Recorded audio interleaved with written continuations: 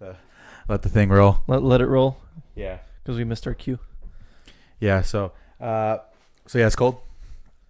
It's a little bit cold, not like crazy bad. There's no wind. It's a good day for a walk if you want one. I don't want one. Okay, well then stay inside. All right. Yeah, man. Me and Adriana, since we had the baby stay the night at my in-laws, so like we actually got to be normal, you know, instead of having to watch Little Munchkin run around like a maniac. She's out of control. Oh yeah, she's getting wild. She can't sit, you know. She just wants to run around and destroy things. Takes after her dad. Yeah, it's true, I guess. But yeah, so that's what we got going on with that. But it was pretty nice to have a quiet night. Good stuff. Good stuff. You guys do anything? No, we stayed at home and watched Underworld, which is why nice. All of them or first two? Well, first two. I know. I like 3 is the one I'm most familiar with. I feel like I remember. I don't know why. Okay. So we didn't watch that one. Then we watched Awakening, which is like the first time I've seen it since like it came out. And then there was one that came out like what 2014, 15, right? 16, I think. And 2016, Blood Wars. Like I haven't seen that one yet. See, my here's my thing with Underworld. It's like Resident Evil. The first 1 or 2 are passable for what they are, but it's a series that should have ended much sooner. We'll talk about it because I actually have it on a docket. You have it on the docket? Yeah, I have it on Very the docket. Cool. All right, so you're not now officially. Are you ready? Yeah, born ready.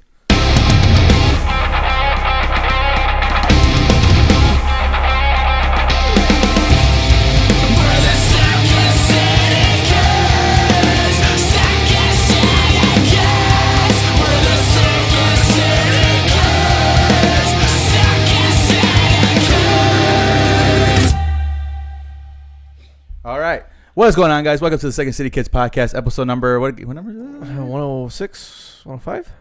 105. I thought it was 105 last week. Oh, shit. So it's 106. Oh, we're really bad at this. I'm sorry. Well, we were doing really well for a bit there. Yeah. It's just we don't have another landmark to work towards. Yeah, it is. Yeah, exactly. It is 106. 106. Yeah. We are here at a relatively cold day on the south side of Chicago, Illinois. I'm your host, Jacob, and there's Gabe here. Hi. Yeah, man. So we're back for another week. First and foremost, we're going to talk about how Gabe's week was. How was your week, Gabe? How was my week? It was good. Thank you. That's about it. Yeah, it was all right? Yeah. Nothing eventful, just the average work week? Shit, man. I don't even remember what I did in the past week. Work, school, Apex. Yeah. A little bit of Siege. That's pretty much the extent of it. Absolutely. You got any wins yet? Dude, we were like one shot away from a win last night. It was down to a 1v1, and my buddy choked. Well, he didn't choke. He did a really good job, but he got himself in a position that we couldn't, you know. I don't want to say couldn't succeed, but he didn't pull the trigger fast enough. So no. That was the closest we've been. No wins yet. I don't know, man. I think I'm just. I don't think I'm hot trash. I don't think I'm good at this. Is it? Do you think it's because of maybe because the PC is a little more sweaty? You know, I don't want to like make up excuses, but yeah, I could see that as a potential reason. There's a lot of factors that go into it, man. I'm gonna try and play it with a controller, see if maybe I do a little bit better or worse, or we'll see. But yeah, man, that's probably the closest call we've had, where it was a 1v1, and yeah, dude, just didn't happen. But I don't know. Interesting. Yeah, because I don't want to say I had a ton of wins, but I got a decent amount. I think. Yeah, you got like what, 5 wins now? Like eight, 9. I just got one this morning before you came over. Very cool. So yeah, we're racking up the wins now. I like it. I love it. We already talked about that at length last week, but it was good stuff, and I'm enjoying myself. So as far as my week is same old stuff, man. And it is what it is. And when you adult, your weeks tend to blend together a little bit. Gotcha. Yep. So days are long, weeks are short, or days are long, years are short. Yeah. All right, Gabe, you ready? Yeah. So Hellboy is one of the movies that I'm highly anticipating this year. Mm-hmm. We spoke about that briefly, but Gigantic Brewery is doing a collab with the boys at, I don't know, whoever's making the Hellboy movie, and they're dropping 6 beers over the span of I think a year, because they're coming out like one every 6 or 7 weeks. Mm-hmm. So here, I'm going to read off some of these beers to you, and I want to see what you think. So the first one to drop is going to be, of course, the Hellboy beer, and it is maple syrup pancake beer, 6.66%. Maple syrup pancake. So they stayed away from the bacon, which I appreciate, because I think if you once you start to put bacon in beverages, it gets like gross. But I mean, food wise, I think it would make sense. beverage wise, it's Yeah. a bit interesting. So what do you think? I think the carbonation and the sweetness from the maple syrup will work nicely. Well, beer is naturally kind of almost like bitter in a sense. Yeah. I think it'll balance out. I think it'll be all right. I think that's intriguing. That's like a 3 out of 5, I think. Cool. The next one up is Liz Sherman. Remember, she's your firebender in the Hellboy series. So her beer is a mole chili stout, 6.66%. No interest. No interest in that? No, you don't like them exotics? No. Johann Kraus is the next one. So German. this is citrus wit beer, 6.66%. I'm in. Sign me Yeah, up. you like your Germans? Yep.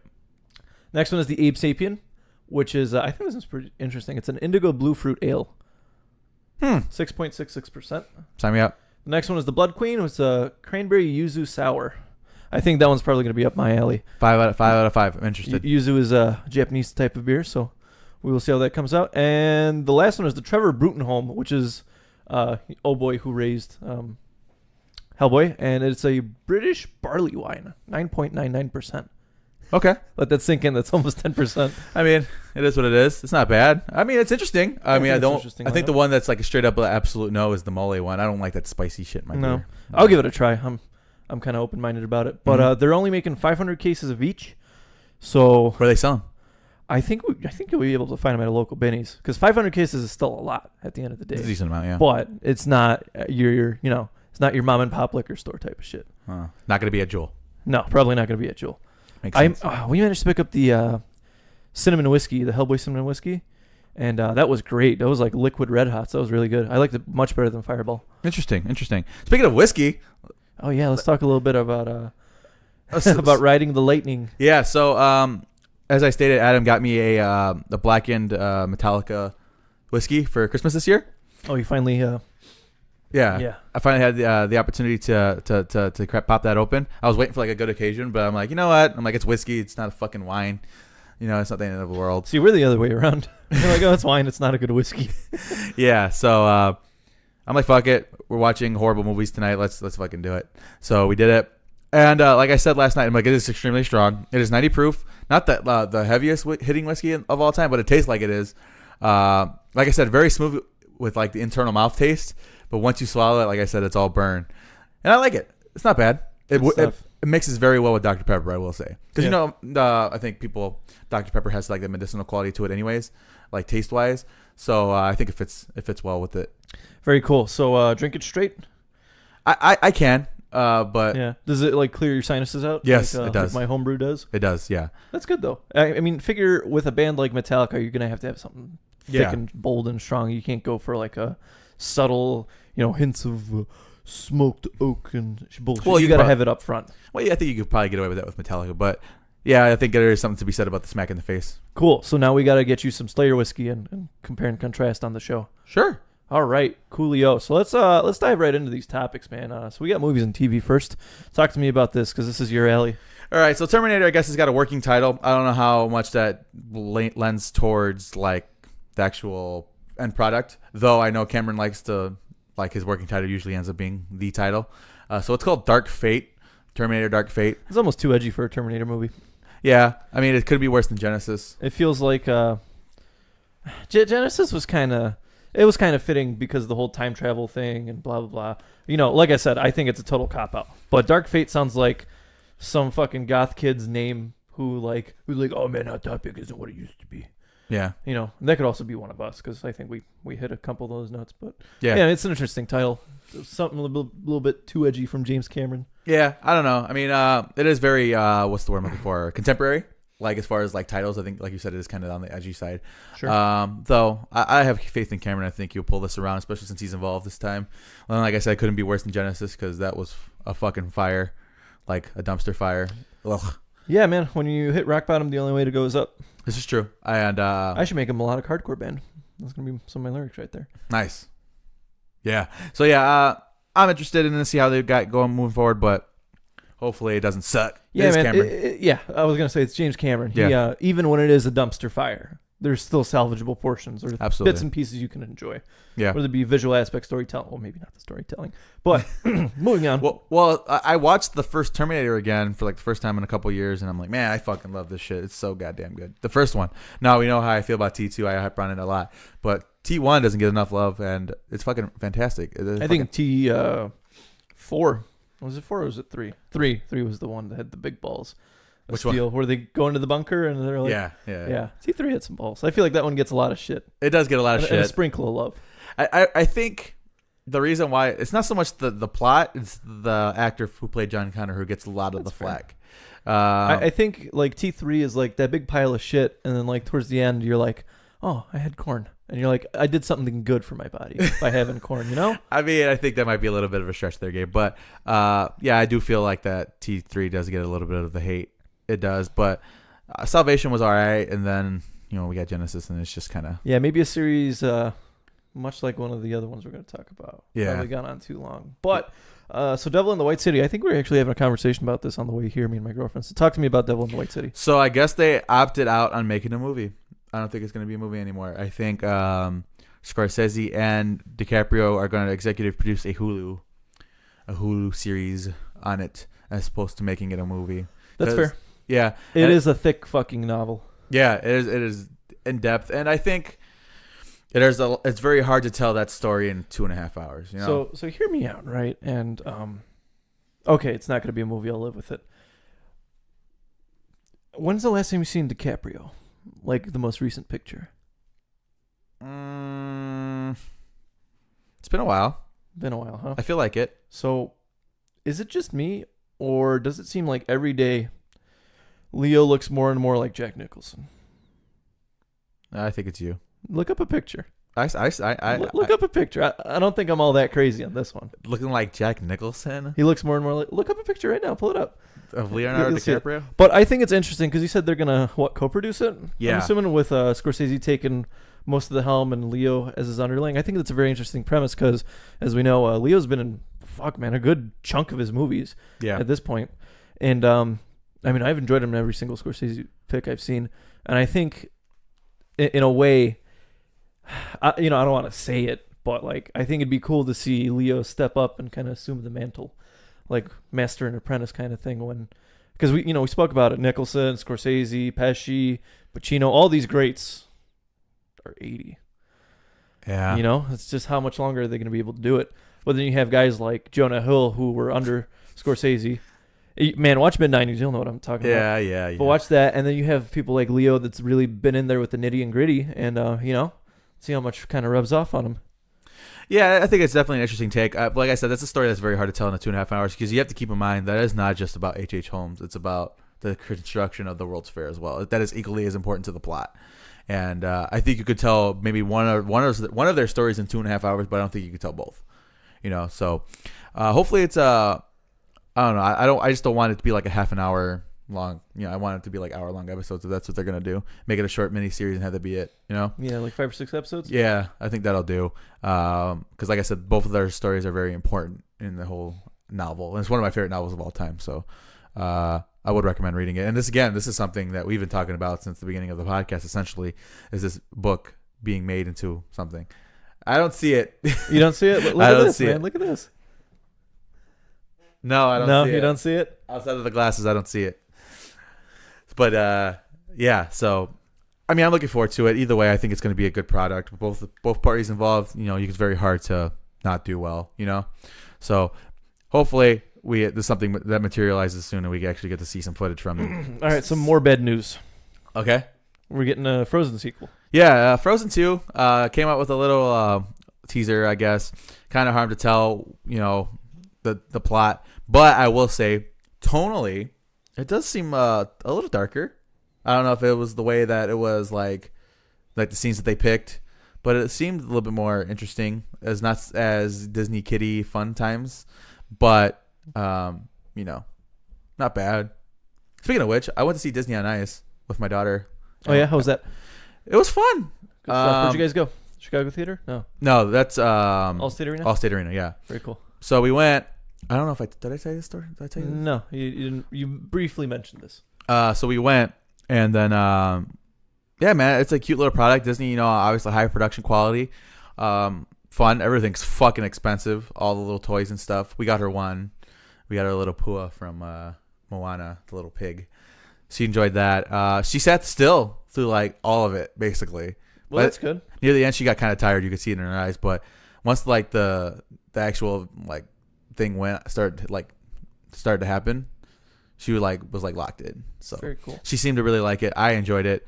Worth the trip? Yeah, definitely. I mean, I don't know if I would recommend it for adults only. Like, so I don't know. I mean, I know I know Maddie likes Disney and stuff like that, and you're very iffy about the mouse. But I like Scorsese and Tarantino. Well, unfortunately for you, nobody's gonna get their head blown off. Let me get Tarantino to direct a late '90s, early 2000s like American Pie high school feel good movie. Oh man! But one of them is The Murder. Dude, just do a remake on Scream. Yeah. Yo, I think we're onto something. Anyway, so Disney on Ice and Frozen 2, a little bit of cold. And you got any closing comments? I don't really care strongly for Frozen. Yeah, I know. It's like I said, I know it's like a new thing, like people love it and stuff, but I don't know. My wife is very much anti against Frozen, the original one, so she's like, "We're not going to see it." I'm like, "Well, if Elisana wants to see it, guess what? We're going to fucking see it." And that's kind of the end of the conversation. Hey man, do it for your kid.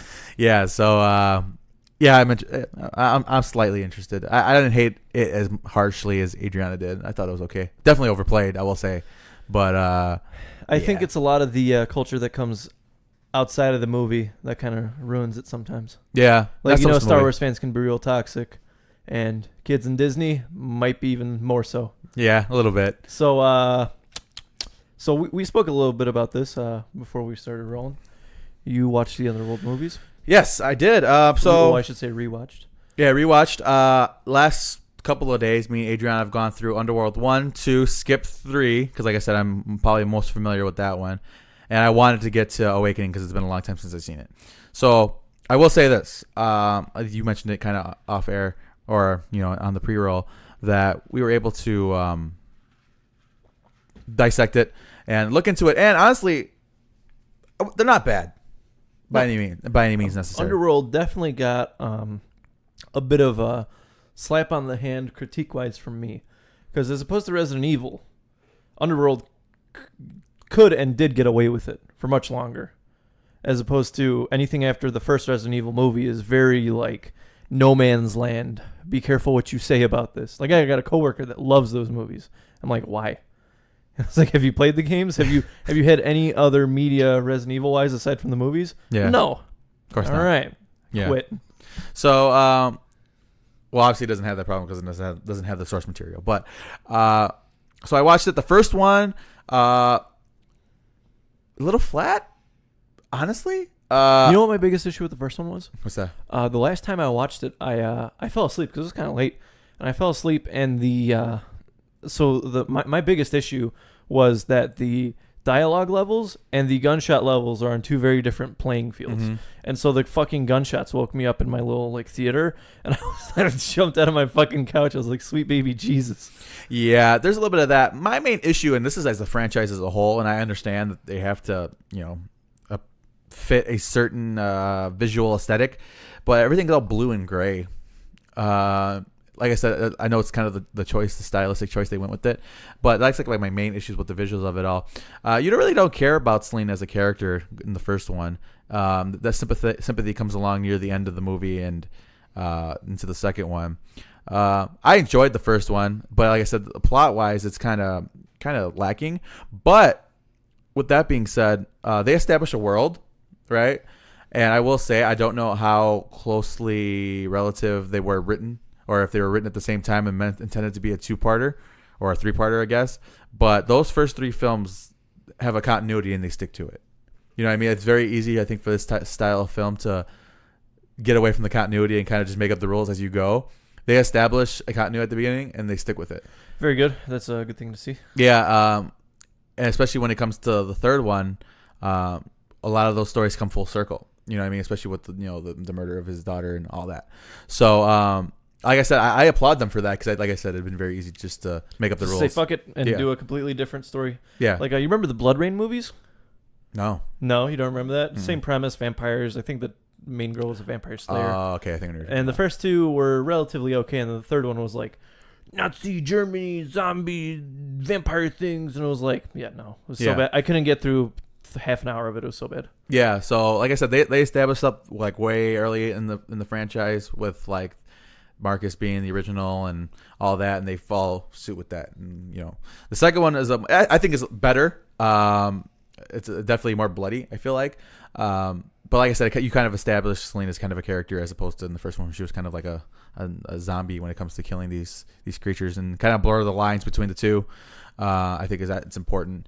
But the third one came out, and I watched that one. I think that was one that I enjoyed the most, honestly, because establishes probably the most interesting character of the franchise, which is Lucian, the second generation werewolf, and kind of he makes him a sympathetic character. Like, Oh yeah. He was sympathetic in the first one because once he told the story, you're like, I get it, but you totally understand why he did what he did and why the war took place. And I was telling Adriana because she was like, "Oh, you'd be a vampire." I'm like, "You're out of your mind." I'm like, those guys are like majority of the time through are like the assholes, and like the villains of You're the too franchise. thick to be a vampire. That too, that too. But You'd be a chunky ass bat. yeah, exactly. But You look like yeah, shut up. you look like a pear with wings. No, it's funny because we were talking about the aesthetics of it. And I'm like, vampires, I'm like, they look like Amy Lee from Evanescence, while the werewolves look like the rest of the band. You know what I mean? They're all dressed up in like fucking leather jackets and hoodies and shit. Vili Vallo from him is a vampire. Yes. The rest of the band are werewolves. Yes, exactly. So it's same, That's hilarious. same basic premise. So that's the way I look at it. But I enjoy them. I think they took a little bit of flack. Now, especially the first three, I think they're a solid trilogy, right? And then we got into the newest one, or not the newest one, I guess, Awakens or whatever the fuck. And I think they got away from the point a little too hard with it, Yeah, straight from the path. Yeah. That's my one for the day. Yeah. Yeah, I think they got a little too far away from it, and they wanted to establish a new lead, I guess, with the daughter or whatever the fuck. But I will say that their job to unintentionally or intentionally remove Michael as a main character and how they replaced him and recasted him was fucking hysterical in that whole entire thing. So they did a really poor job, like recasting him and like trying to make it seem like they didn't recast him. I thought that was kind of funny because like they show him at a distance for like those times where he's human, but once he turns into a werewolf, it's like, okay, let's focus on his face now because that's not important anymore. You know what I mean? So I thought it was funny. So I guess the real question was, what is your favorite vampire movie? Interview with the Vampire. It's a very good one. Yeah, Interview with the Vampire is probably my favorite one, I think. Very solid watch. It's a good classical take Yeah. on a vampire. And obviously you can't go vampire without Anne Rice, like involved somehow. And Queen of the Damned was very... I remember Queen of the Damned. Yeah, it was very... That was some very early pair of titties I saw. Who did you see? There's no In titties in Queen that of the movie. Damned? No? There's no titties in that movie. Huh, maybe Not that I I'm thinking think of. movie. Not that I can remember. I don't know. It's been a while since I've seen it. I'm not gonna Oh, maybe lie. I'm thinking Dusk Till Dawn. Maybe I'm thinking that. That's probably what you're Yeah. thinking. The Queen of the Damned was very edgy. I know it's something that we've brought out recently. Yeah. We feel like we rely on it a little too much now. But as far as descriptive terms, but hey man, Gotcha. I gotta say mine is probably Daybreakers. Daybreakers. I think Daybreakers is quite excellent. It's actually like a modern take on vampirism as a whole. It's treated as like a disease. So like if you have vampirism, there's like blood banks and stuff. So like the vampires go to the blood banks to get their fix and stuff, and they like coexist with humans. Oh, And so the humans got to pay the blood toll every month or whatever it is. And that's like that's the terms, because it's a vampire's like city. And they're like, yeah, you could live here, but every month you got to give blood to feed the vampires, And you so we won't- don't eat you. yeah, we don't kill you. Yeah, And we don't kill you. And so it's a very like interesting take on like this coexistence. symbiotic and then- relationship. And then what happens? The blood runs out. Oh my god, Dave, you have 2 volumes, dude. You I have two volumes. Too loud. either you're too loud or we can't fucking hear you. Sorry. But yeah, and then the blood runs out and shit hits the fan. And if you haven't seen it, I highly recommend it. It's a great film. I have not seen it. But it's a very like modern day approach to vampirism, because I feel like a lot of the time we get this like you either get like the cowboy era vampires where it's like everything's dusty and there's like, oh god dang it boy, he's a European, he must be blood sucking, and then you get like the very old like Dracula style, and then everything in between. And I think this is kind of a breakaway from that subsidy, a day breakaway. Yeah, a day breakaway from that subsidy. Yeah. So that's a little tangent on vampire films. I guess as a whole, I think it catches a lot of flack, and some of that is deserved, but I don't think it's as bad as everybody remembers. You know what I mean? Yeah. So worth the rewatch? Would you say? definitely. Especially the first three. Pick it up at the Walmart bin, the $5 Walmart bin. Yeah, definitely. All right, that's all I need to hear. Yeah. I will say, watch it out of order. Watch it 3, 1, 2. I think is probably the best way to watch it. So you get that Lucian backstory. Yeah, because like I said, it makes him super sympathetic, and you care about him more in the first one if you watch the third one. Very cool. Yeah. So let's talk some gaming. yeah, a little bit. This is you. I didn't put Spellbreak on here. I didn't remove it. I thought you two wanted to talk about it this week. Oh, I didn't get a chance to like fully play it. But you've played it though. Yeah, I played it. So how do you I think it's a solid game. Now you can talk about it. I spoke a little bit about the learning curve, Mm-hmm. and there is a bit of a learning curve in regards to classes you play. The upgrade system, well, the item system, I should say, is pretty straightforward. You get 2 gloves. One is for your first class. The other is for your secondary class. A lot of it is this kind of mentality where, do you remember when you got past that first hump in learning how to play Smite? Mm-hmm. You're like, I understand how to kind of play, but then you got to learn how to actually get good. Yeah. And that's the curve I'm kind of at right now, where it's like, I understand how to play. I understand the game mechanics. I don't understand the complexities and how everything interacts with each other. And I don't understand like strategical moves and shit like that. And I feel like this game has a lot of that sort of stuff jam-packed into it. Kind of in the same sense that like Smite is easy to learn on like a surface level where these controls do this. Here's how you do your basic actions. But when you're playing PvP, and when you're out there in the arena, you got a whole different approach to take. It's not so much drop your 1, 2, 3 and then drop your 4 whenever you have it, you know? It's a lot of area control. It's a lot of Pushing, tug of war, push pull. yeah. You got to know when to hold them type of shit. And that's kind of where I'm at with Spellbreak. And I think that there's a lot of goodies to unpack in a game like this. Mm-hmm. And that's kind of the most I could give you right now, because like I said, I've been playing, well, most recently Apex. Of course, Siege is always on rotation. And I wrapped up Resident Evil 2 the other day, and my God, man. Well, you want to go ahead and give your closing thoughts on that? Because you kind of gave, I don't want to see your initial impressions, but yeah, you guess your initial impressions. For which game? For Spellbreak? No, Resident Evil. Resident Evil 2. It is the epitome of what a remake, remaster, whatever you want to call it, should be. I think this doesn't break anything in the sense of a AAA title. What I think this does is this pushes the envelope for what a remake remaster is. And this is now the gold standard. Because this game sets the example that no longer should companies get away with slapping an HD skin on everything and just repackaging it. This game goes in, reimagines a bunch of the areas, fixes some key issues like, all right, your diehard Resident Evil fans are going to be like, oh, well, the camera, Fixed camera, yeah. The fixed camera, that's what made it so suspenseful. Yes, that's also what made it frustrating a lot of the time, and that's what made the controls clunky. This free look system is taking this 20-year-old masterpiece and updating it. Well, I feel like, because I kind of harp on what you said about the fixed camera, I feel like the game was hard because of it, not because the game was challenging. You know what I mean? The game should be hard because of gameplay mechanics and not because of controlling mechanics. Yeah. And like I said, man, like a lot of these like old school Resident Evil fans are probably going to crucify me for that, but I think it's a great way to bring this up to snuff. Okay. I think the graphics, everything's been completely redone. This remake took 4 years to make. Think about that. This remake of a game took Pretty 4 good. years to make. Pretty good. 2015 to 2019. I think that this is a must buy at this point. My one and only gripe with the game, is that I feel that it's not the inventory management itself. I feel that there should have been a separate kind of almost backpack slot for quest items. Because a lot of the time I find myself choosing between ammos and secondaries and all sorts of bullshit, and sometimes I'd have to double back to an area because I couldn't carry something. Okay. And I feel like quest items should have had their own kind of area. Slot. But that's just my gripe. And that's a very small one. This isn't game breaking. This isn't anything. Puzzles reimagined. Enemies are looking better than ever. Like I said, man, the atmosphere lays it on thick. Yeah. Closing thoughts on Resident Evil 2. I'd pay $60. I'd pay $60 again. Like I said, man, wait till this thing goes on sale and buy it, because there's no rush. And I think this is something everybody should. If you grew up on the Resident Evil genre, this game will do nothing but lay a nice thick layer on top of that, on top of a very strong foundation. This will build another floor. Interesting. And those are my closing thoughts on it. Is that like the first time you've ever said I'll buy a game for $60 on this show? I think I might have said it once or twice before, but yeah, man. I mean, you know me. Yeah. If I can get it cheaper, then I will. Yeah. And then if I don't like it and I feel like I got gypped, then I'll speak out about it.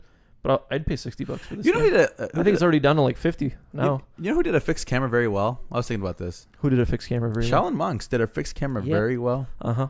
Super well. Yeah. I feel like they kind of, well, what's the word I'm looking for? Kind of puppeteered everything around that fixed camera, Yeah. but you wouldn't notice it because of the gameplay was so fun and enveloping. And they had multiple like cameras that you can use, but when you use those multiple cameras, that allow you to see things you may have not seen before, which is why some of those areas were like hard to access because you just didn't notice it was there before. Especially with a lot of like the collectibles and things that you can unlock and smoke missions. Yeah, I don't know if that fixed camera system would translate so beautifully to modern day.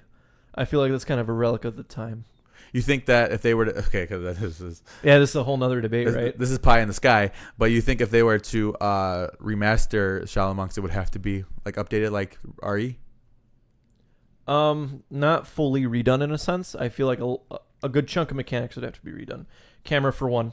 Camera would have to change around a bit. Yeah, I know that's kind of hard to imagine, right? Mm-hmm. That's kind of hard to think about, but I just don't know that kind of fixed camera lens angle is up to snuff with what we expect today.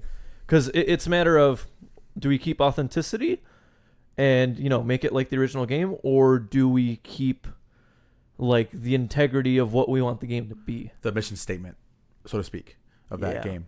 Because, it was fun at the time. There's no doubt about that. It's just now, is it going to be more frustrating? But like, I feel like, unlike Resident Evil, where it was frustrating at the time, we just dealt with it because it was an awesome game. I never felt frustrated with Shaolin Monks when it comes to the camera. I don't know. What do you think, Gabe? I think if we get Shaolin Monks again, it's going to be a port. It's not going to remaster. It's going to be a port onto the PS4, onto the Bone. I think that's going to be the end of it. The Bone. Yeah, honestly, I think that's going to be the end of it. I don't think Ed Boon has any interest, at the moment at least. Well, he has a lot of interest in trolling us about it. Yeah, he definitely does. But, main priorities are MK11 launch, and then probably the next DC game that he's going to crank up. Is it going to be Injustice? We don't know. Might be something completely different because he's got a lot of rights to play with now, right? This is indeed true. Speaking of which, speaking of Boone, I didn't put it on the docket this week, but Jade. Yeah, new character. Jade confirmed. Same story with Cabal. We had some time to miss her. She looks good. I think the mask is kind of interesting. Oh, I have some problems with her design. Oh, you missed the old like green leather thing? The old green leather wrap? No, I actually love the armor. It's the gray skin that irks me. I know she's Revenant. I get it. You missed that nice milky chocolate? Well, it just looks odd to me. It looks odd. You know what I mean? That's like my main gripe with her. When she has her normal skin, I think it looks fine. I like the fact that the armor actually looks like it's made out of jade. Like, I think that's fucking awesome. It has like that pearly green kind of a look to it. I dig it, but I don't like the gray skin. I don't think looks are going to be a big issue in this game because the whole customization system. This is true. Yeah. And she looks like she plays fun. Yeah. I'm still going to stick with like Cabal for right now, though. Yeah. She's definitely that mid-range. That reach, that mid-range game, with the staff and all that, and I do like some of the flavor that they added to her. I think they even mentioned it on the stream, like the fact that she teleports in between moves, not as a function, but because it's like a design choice. It's a combo string. Input. It looks cool, and I like it. Yeah, man, bringing more life to some of these characters. She doesn't seem like the type of character that I would play though. She's not like they said that she's like not combo heavy at all. Like that's like her point. That she's like kind of kind of poking. Yeah. Poke the bear. Kind of some distance. That controlled kind of character, and you know me, I like the fucking rush down. That's why Sonya is the most appealing to me right now as far as gameplay wise, because she's that fucking in your face rush down, kind of like Black Canary was in Injustice 2, and Cassie Cage and all that. You guys I have an archetype that I enjoy, and that's the fucking rush down, beat you up, very cool, grapple kind of characters. So, she looks cool. I like some of the fatality was fucking vicious. Always, man. Yeah. All the fatalities. The new Baraka fatality was fucking cool. They showed that off. A little bit more on Baraka too. He seems cool. Not very, like I said, also not kind of combo heavy, but hits very hard. So I'm liking how this game's shaping up right now. Very cool. Yeah. Very cool. We got 7 weeks. Yeah. It's just about 6 or 7 weeks. So Yeah. should be fun. Yep. Looking forward to it. Fun under the sun type of shit. I think they don't have a cast coming up this week about the actual game. They have it about mobile, I think. Whatever. But we'll see what's coming up on the horizon about that. Speaking of horizon, like my segue. Yeah. You gotta bring me that Horizon. That's 2. So talk to me about Burnt Horizon. What is it? So Burnt Horizon is the new season of Siege. Oh yeah. Yeah. I that name didn't click immediately. I kept it vague because I figured you may not associate the two. So they had a little trailer, which I actually thought was kind of funny and cute. Did you see this? Yeah, with Mozzie and Gridlock and Yeah. how he hops on the bike, drives away, and she cocks the shotgun. Yeah, I thought it was kind of funny because normally these type of gameplay these trailers are more focused on the gameplay centric of it. And these are focused on the personality. operators. Yeah, on the personality of him. I thought that was kind of funny because what's his name was losing his mind. And she's like, yeah, it's cool and like chilling. And then the moment he hears something on the radio, he gets up, he fucking takes off. And she's like, fuck. All right. I think he has a very interesting character design with like the motorcycle helmet. and Yeah. stuff. They're kind of straying away from the like I'm a soldier, Special ops kind special ops kind of look into a more kind of urban, I'd say, Yeah. kind of urban motherfucking warfare type of shit. Yeah, I think that's cool. I think they look interesting. I want to see what they do. I think we get that reveal tomorrow. Yeah. Today. Or today. Yeah, today. Today. So yeah, we'll talk some more about that next week. But I'm excited. Siege has been on a very good upward trend. Oh, it's free to play weekend as well. It is. So it's a good time to play some ranked.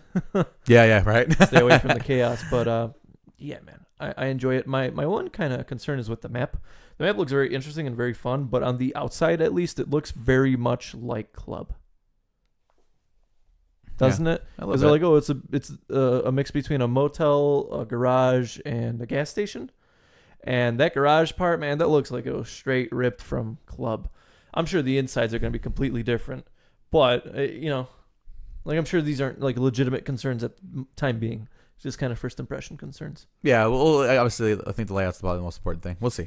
I hope it's going to be like a ranked map. I think that'll be fun.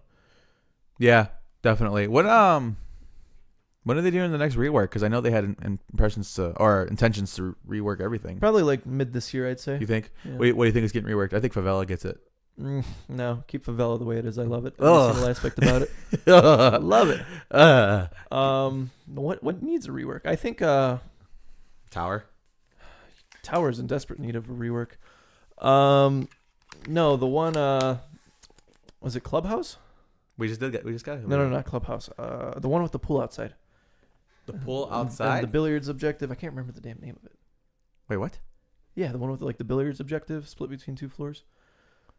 No, Billiard objective spoken to 2 floors. has the pool outside of it. Oh, I can't remember the coastline. Coastline. There you I go. think coastline's gonna need a bit Yeah, of a I know. rework. Yeah, okay. No. If it needs to work, anything needs to rework. It's that first floor. Second floor is perfectly fine.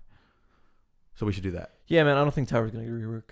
I think there's a kind of abandoning it at this point. That's fine. Yeah. I enjoy Tower more than when I did when I started. Skyscraper is your shit right now. Skyscraper needs a rework. Yeah. Skyscraper is in desperate need of a rework. No, it's not. It's beautiful. Anyway, moving on.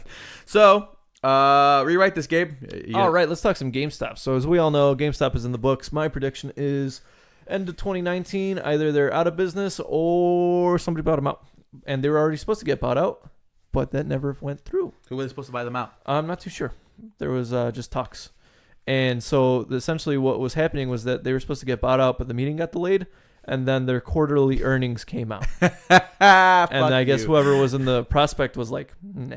Not worth it. Because if they were bought out beforehand, their earnings would have just blended right in with the company's. And essentially they wouldn't have to disclose that publicly. The parent company would have to disclose that. Make sense? Yeah. So now everybody knows that GameStop is kind of in the shitter. Did you see them lean into that whole ma'am thing with the pop, the Funko Pop? Yeah, I saw that. That was pretty funny. Yeah, it's pretty funny. I think that might be a one-off, though. You think I don't know so? if that's in production. So here's my idea to rewrite GameStop. First and foremost, we're going to bring back the power-up rewards thing. Was that what it was called? Yeah. It's the $60 for half-year sign-up thing. Yeah. And you get to come in and swap out used games as much as you want.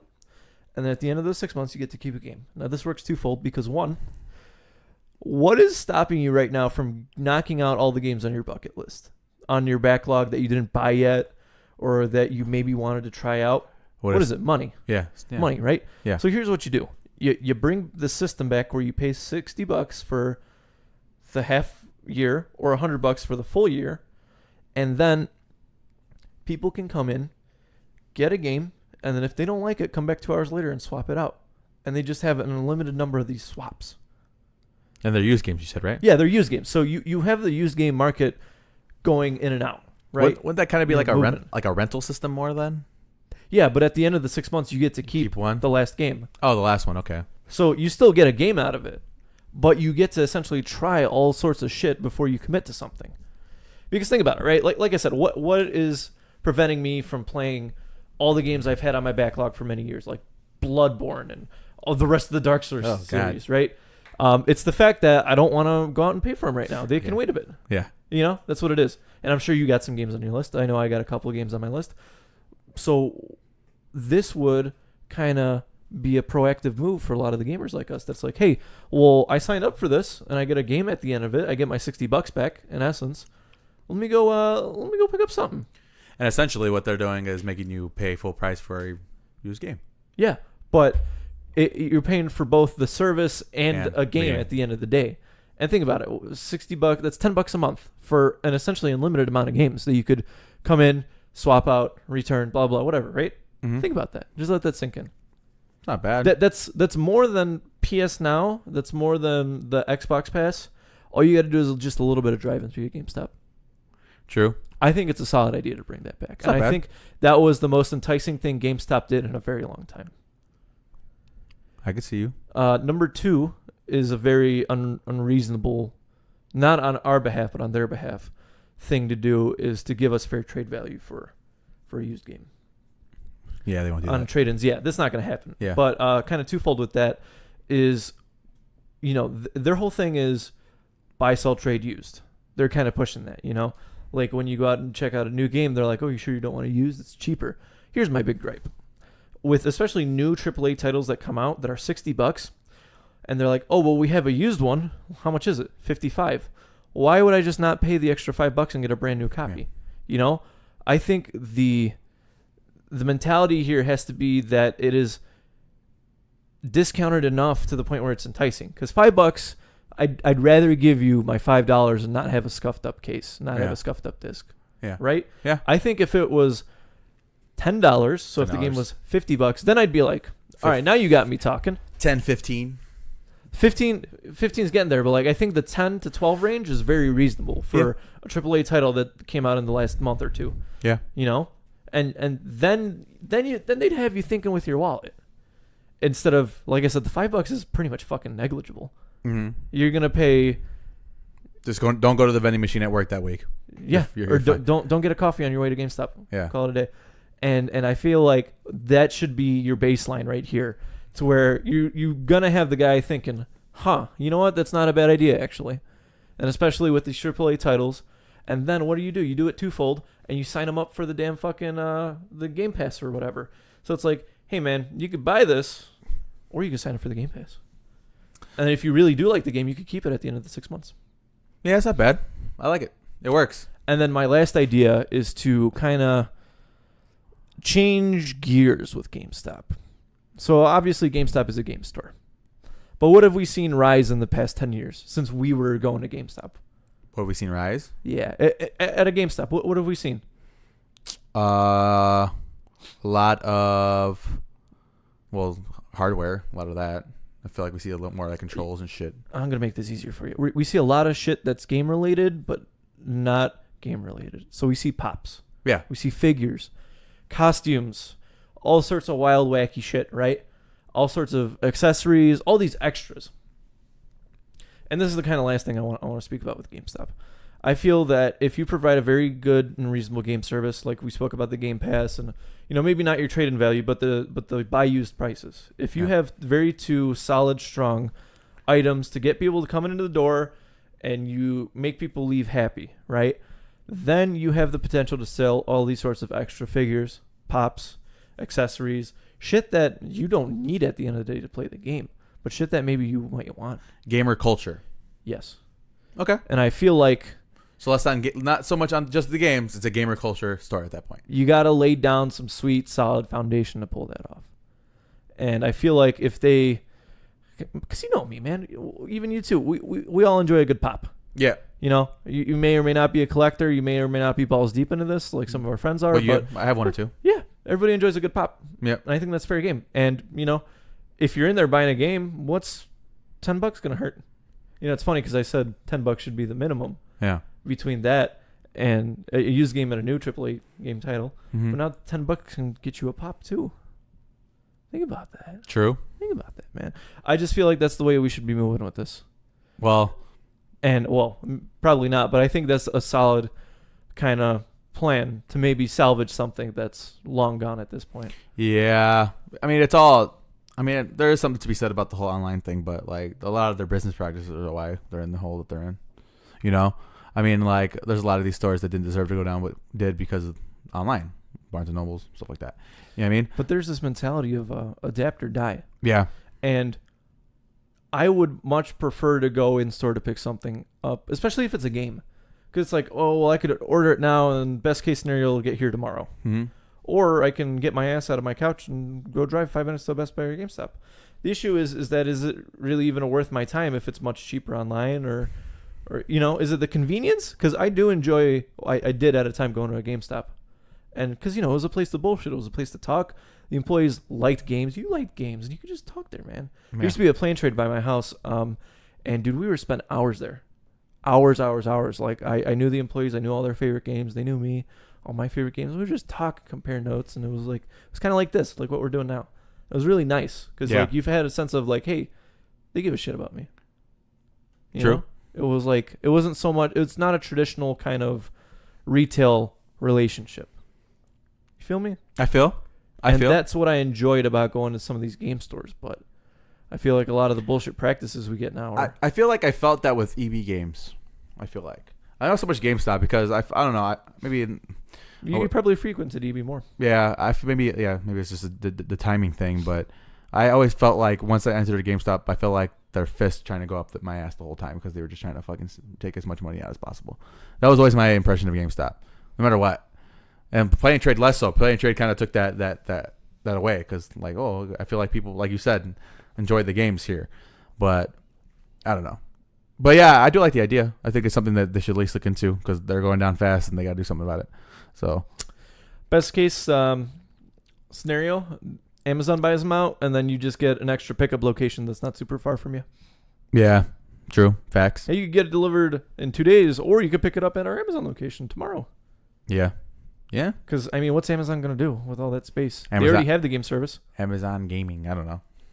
Yeah, but at that rate, why not just make it an Amazon store?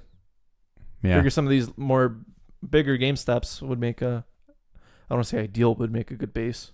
Yeah, definitely. Interesting. Yeah, interesting point of view.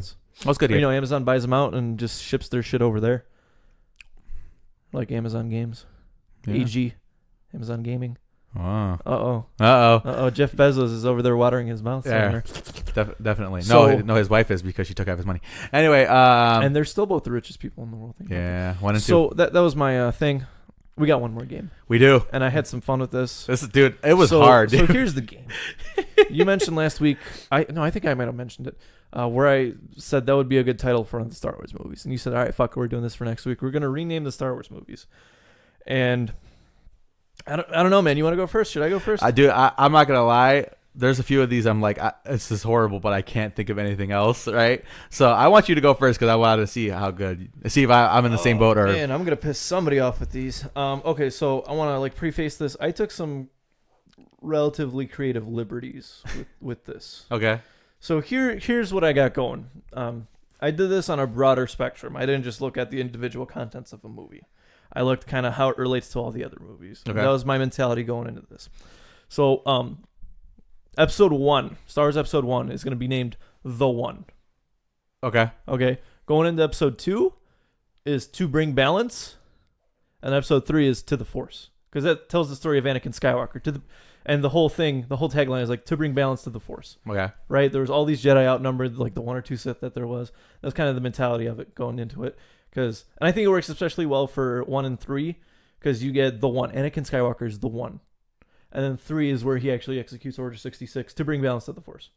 Right? And 2 was kind of in there a little bit mushy. We could play the game, but I don't think... Yeah, you feel me? You see what I'm trying to get at? All right? Not too outlandish? Yeah. Okay. Going in number 4. I think number 4, the original title, A New Hope, is a bit kind of wonky for me. And I think number 4 should be called Empire Reign. Or The Empire's Reign. Something like that. It shows the extent of... where we've come from to where we are now and the death grip that Vader and the Imperials have against the whole star system. And I feel like that should be exemplified. Number 5. All right, you're gonna get a kick out of this. Number 5 is gonna be titled Revenge of the Sith, because don't get me wrong, Empire Strikes Back is an excellent name. Revenge of the Sith kind of summarizes it, sums it up pretty well. And then number 6 is gonna be A New Hope, because once we kind of defeat this overarching menace that is Vader and Sidious, you do have a new hope. I didn't bother to do 7. I think 7's title is okay. Yeah. And my only gripe was 8. With 8, it should have been called The Last Straw. But those were my 6. I did the 6 core movies, and I think those came out pretty decent. I think you and I took the exact opposite approach to this, because you went, like you said, kind of the overarching story, and I just focused essentially on the plot of the film. So I'm glad that we kind of took both. So I self-admittedly, these are horrible. All right. Well, a few of them. Don't worry, I'll remind you at the end. Yeah, definitely. So episode 1, Siege of Liberty, because it's all about the whole Naboo thing. It was boring. I'm sorry. 2, actually, I enjoy it. It's Assassin's Legacy, because it's all about Fett and the clones. So that was not too bad. 3, Sins of the Father. Makes sense. 4, Brighter Days. 5, Shrouded in Darkness. And 6, Fall of the Empire. It's a little literal. I think I would have enjoyed these titles more if they weren't Star Wars movies. Probably. But because, like I said, it's kind of... It's hard. It really is. Hard. It's ingrained into not only our minds, but like pop culture. Because like my thing's like, that was cheesy. Fuck, nah, that sucks. And I think I thought about it too hard. It's a lot harder than you would think. Yeah. If you got better replacement titles, tweet at us. Yeah, definitely. Want to do this again? I got another franchise that we could do it on. Harry Potter? Yeah. This is going to be rough. All right. We'll do it. We'll do it next week. Harry Potter for next week. Yeah. Interesting. Moving along. We're going to ruin all your favorite stuff. So, music news and reviews. Yep. We got just a small smidgen handful of things to dish out. Yep. I reminded you like 3 days this week. We're doing a 10-song set list for a band I think is very underappreciated, because they bring a lot of good stuff to the hardcore community, especially like that East Core Boston, Massachusetts bullshit that we love. Great American Ghost 10-song set list. You go first, sir. Did you have a hard time? Not a hard time, but did you think the fact that they have a song called New England Misery and a song called Misery kind of... Yeah, it's a little bit of a trip up. Little redundant.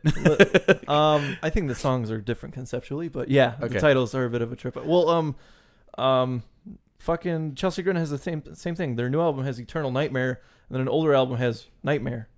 Oh, yeah, I guess that is a little redundant. So, all right, let's get it going. Nothing Left opening up. All right. Oh man, coming out swinging. Yeah, coming out. Here's my thing. I think it's the guitarist that does like the deep growly vocals toward the end, where he's like, "You can find me at the bottom of the river." I love that shit. Yeah. And I was like, we need more of him in a lot of these other songs. Yeah. I think he was a very good kind of contrast to Ethan's screaming. Definitely. Homegrown Hate. Very cool. New England Misery. Yeah. An ever-changing cast of characters. Excellent. Damnation. Time Is Your Enemy. Deliver Me. Anxious Alone. Everyone Leaves. And Ann Arbor. Did I get it all? Very cool. Yeah, that's all. Oh, okay, cool. Very cool. We kind of have similar mentalities on this.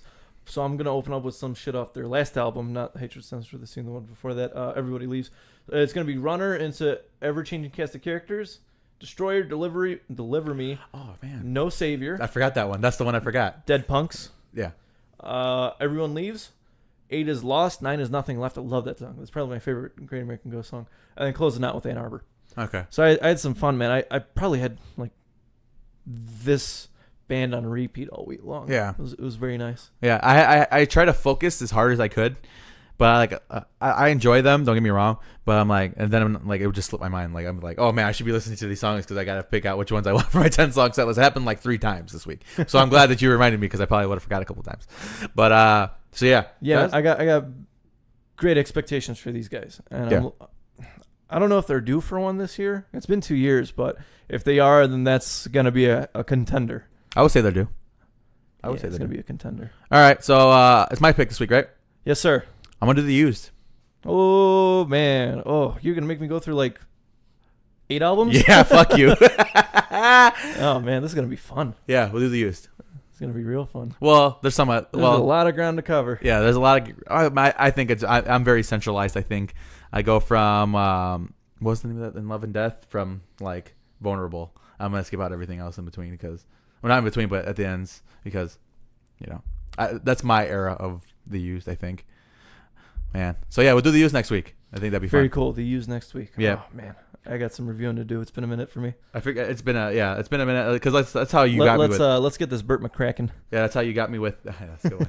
That's it because that's how you got me with Yellow Card. I'm like, oh man, Yeah, man. I do some. There's some bands that we talk about a lot, and then there's bands that need more love, and that's Yeah. kind of the point of this game. Yeah, the used is next, so tune in.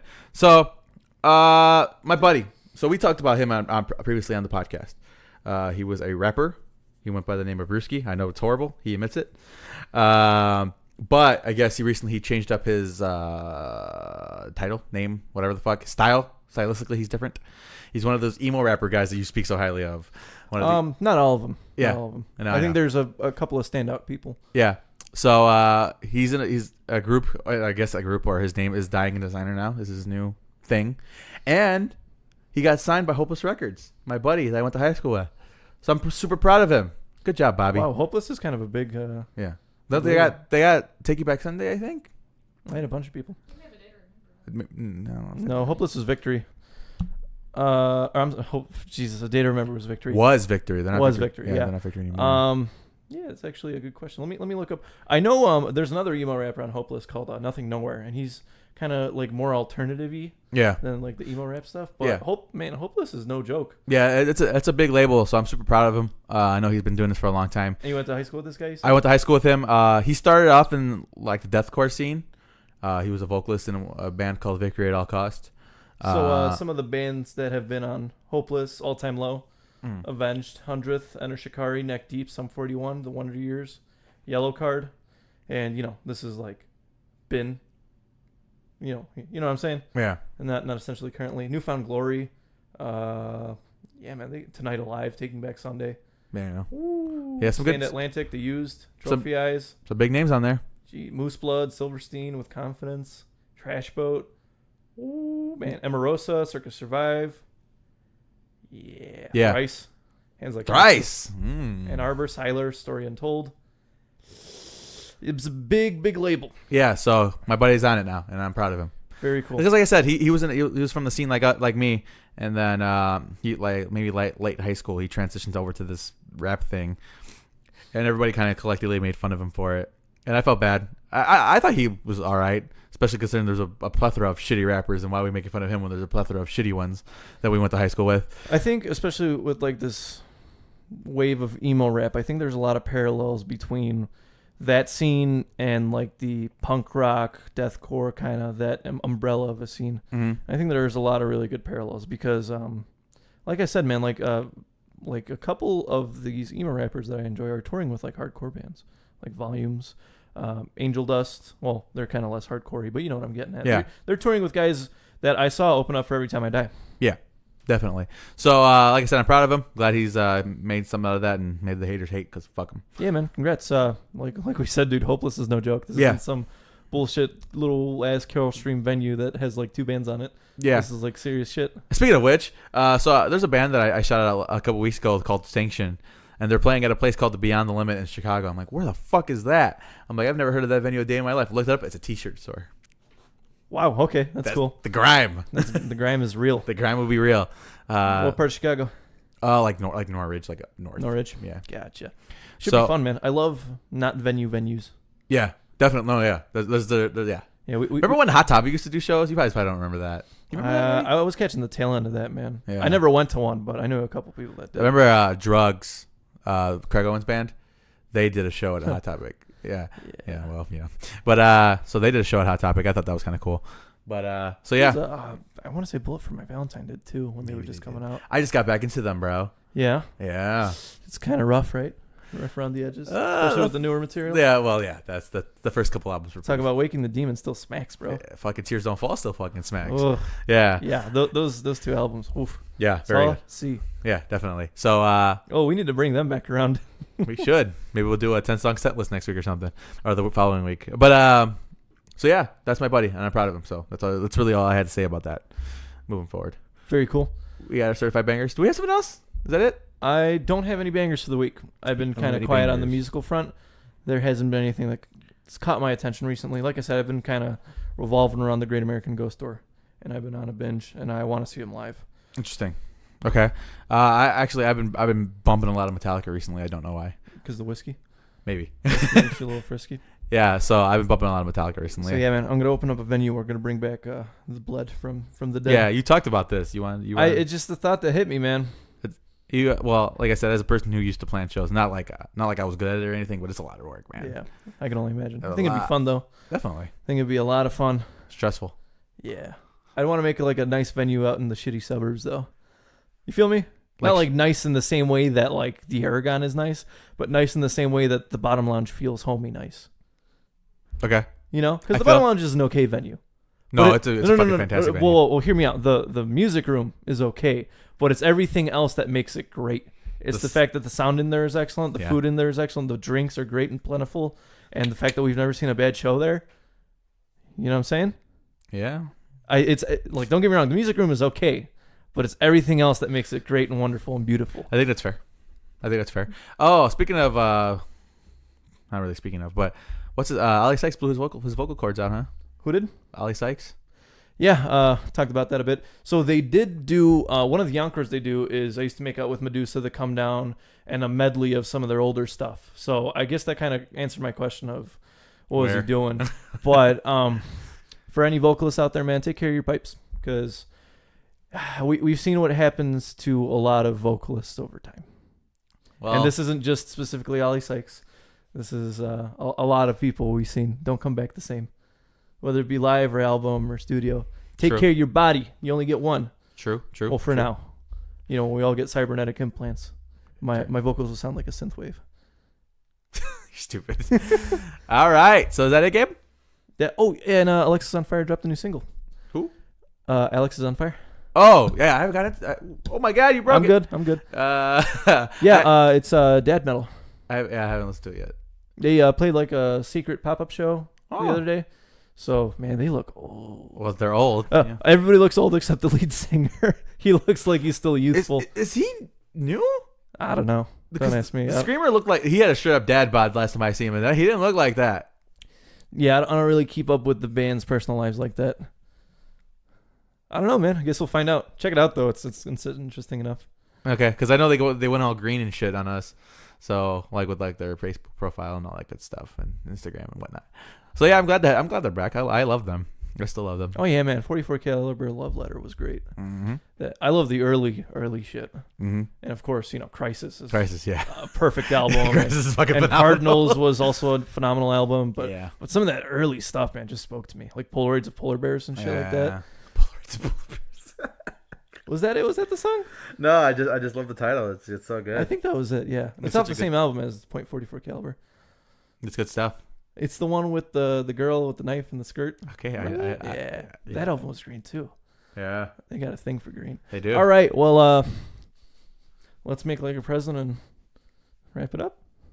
Let's make like a, I don't know. Am I gonna get into this? Let's make like a chimichanga, wrap it up, and deep fry it. Yeah.